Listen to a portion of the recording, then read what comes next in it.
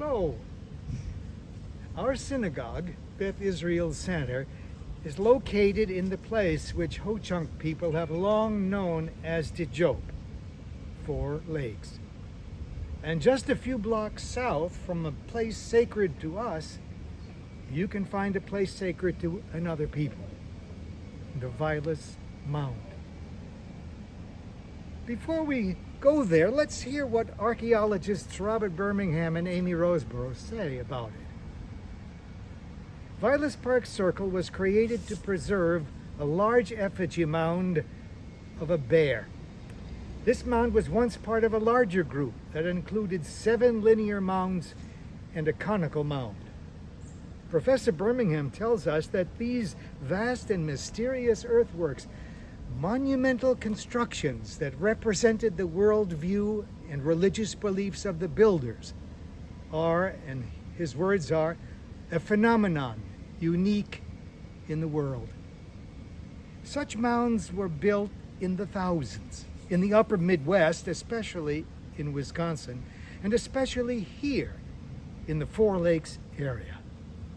Who built these mounds? Ancient ancestors now known to us only by the name scholars give them. Late woodland people who lived between 500 and 1250 CE. Today's Ho-Chunk Nation, an enduring and resilient presence in our state, traces its descent from them and recognizes the animals, spirits, and symbols honored by the mound builders. Why did they build them? Not only for burial, though most of those studied do contain bones. More than that, the mounds gave physical form to their builders' essential beliefs, fostered ties between communities, and defined ceremonial spaces. Given the hard work required to create the mounds, especially in so many numbers, they were clearly of compelling importance to their creators.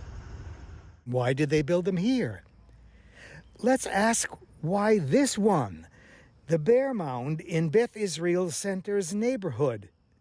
Well, Lake Wingra is not far from here, and according to Professor Birmingham, in the 4 Lakes Mound District, many mound groups are at or near major springs.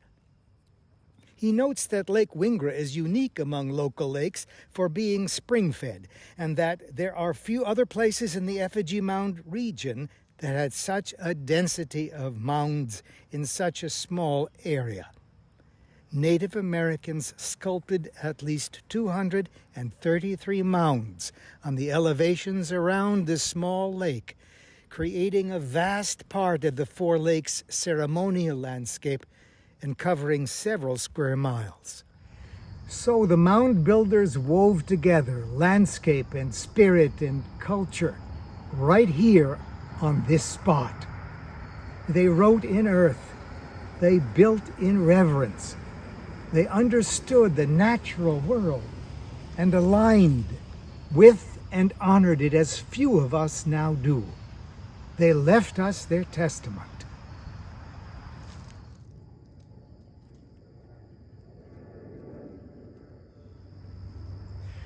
So why do we today know so little of this heritage? The mounds gave way over many years to the farming and building and paving done by white settlers and their succeeding generations, including ourselves. We newcomers, acting out a deadly combination of ignorance, indifference, and enmity, pushed Native Americans off the land and destroyed the monuments of their civilization. Now we need to retrieve the history of the Bear Mound and what it represents of the ancient peoples, their living descendants, and their surviving, struggling, and resilient culture.